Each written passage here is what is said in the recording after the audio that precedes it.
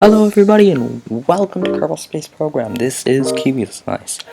And today we will be starting a sandbox world just for random rockets and explosions. So we're just gonna call this Kerbal Sand. Box. Of course we're gonna set this to sandbox mode. And we're gonna have the difficulty option set to default. Starting right in.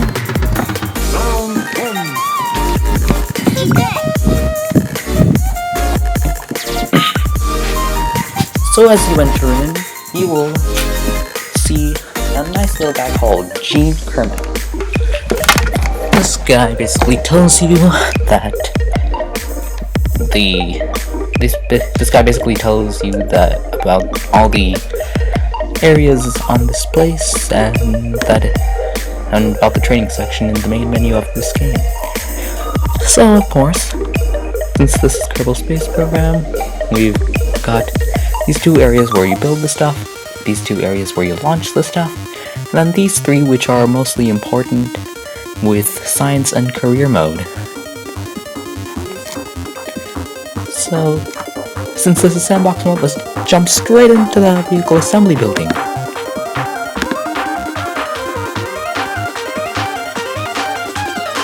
And as you come in here, we have Werner von Kerman, Chief Rocketry Engineer.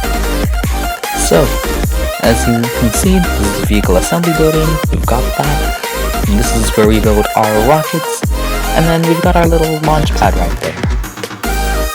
So, on the left, right here, we can construct our rockets. So, I'm just going to be showing you the basics. You can click got it, and oh, I'll be right back. My computer is at low battery. Yeah, real professional right there. This is my first video.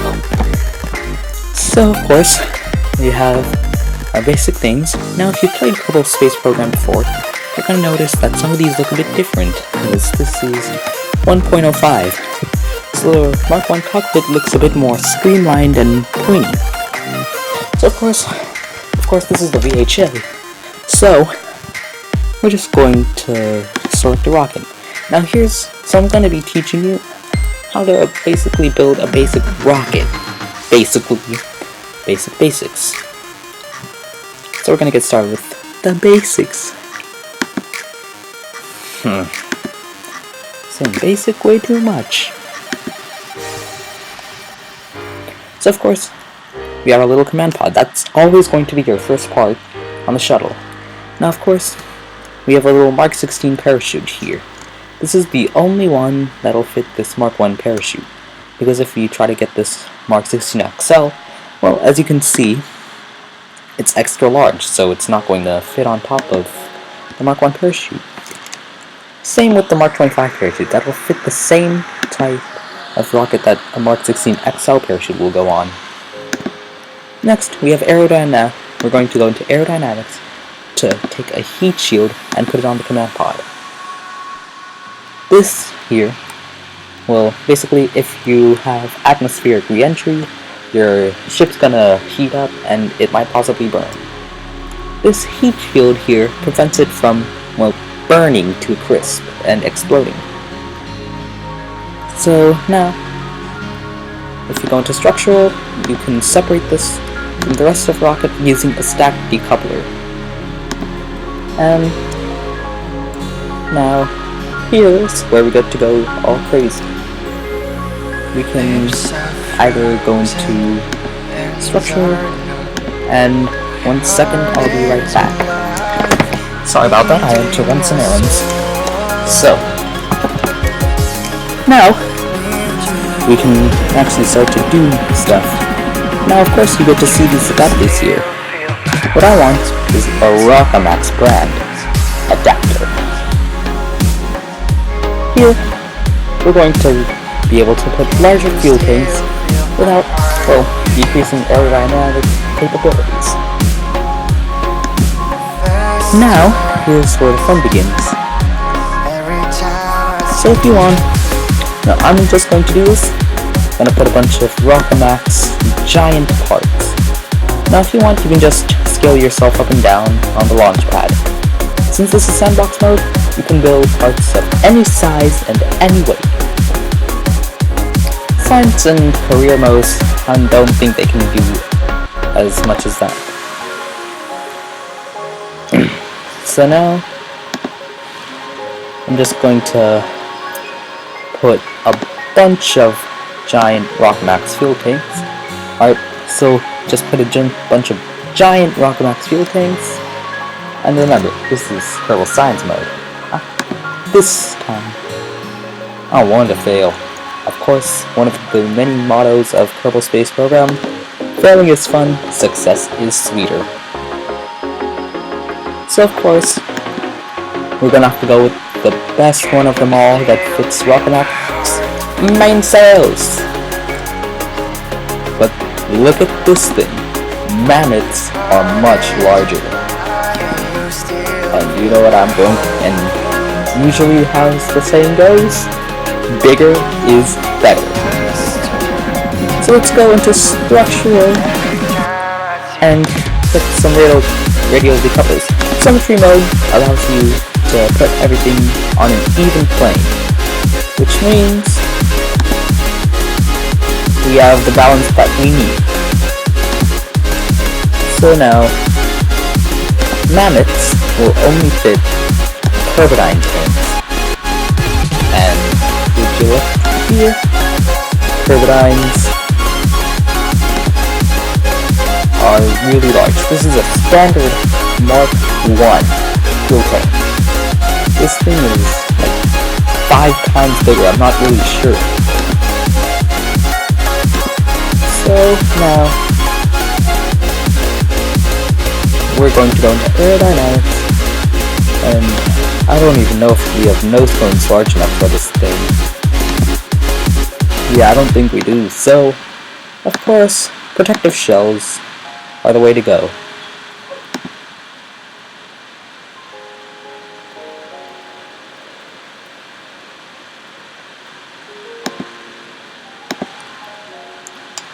So, yeah, of course, as you'll see, these things tend to split apart. These are for larger payloads to be delivered. Now, as you saw before, we're going to attach the largest engine in the game, the Mammoth, to this rocket. Now we're going to call this the Giant Crab, because that's the most original name I can think of at this point. So of course, here is our stage menu. We want to make sure that even when we want to see stuff explode, we still want to make sure we have a proper system to fail with. So we have our 3 main mammoths going off here, and then when we're done, we're going to detach all of these. Next, our little Rockamax mainsail engine here will fire off. Then when we're all done with that, we're just going to decouple we're going to detach this little thing, this little pod here, and then we get to use our parachutes. So we're going to say, and head to the launch pad.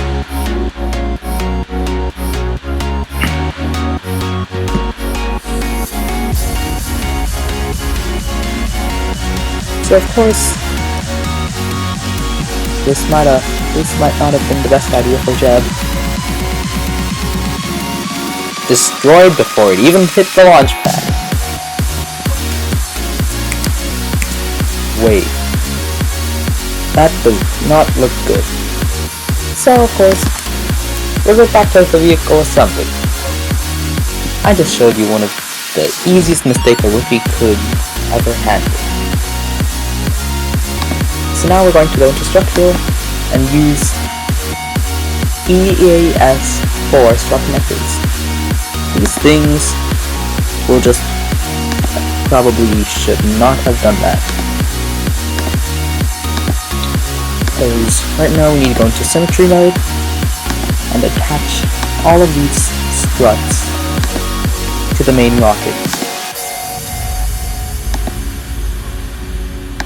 This will help with stability.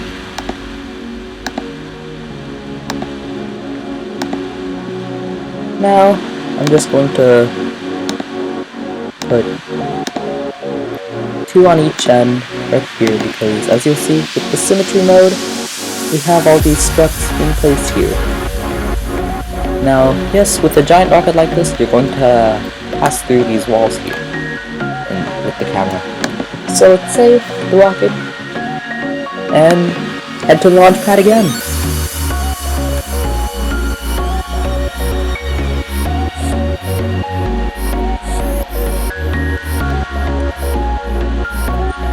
Now, I'm going to show you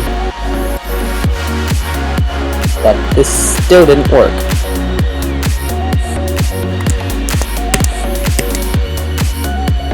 That's another mistake that people make, is that it is so unstable on the launch pad that it just falls apart. Now, 1 second, let me just check this timer right here. Alright, and I'm back. So, what people should do if they are handling with big rockets like this is put these stability enhancers, or just, as I call them, clamps. These are basically what NASA uses to keep their, well, I mean, it's clamps. They keep it affixed so that, yeah. Alright, now I'm going to walk you through to the giant truck, and as you can see, this is still very wobbly. So now, we're going to go full throttle and launch!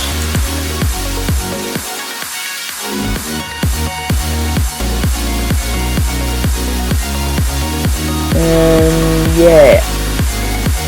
And this is why you never build rockets that big.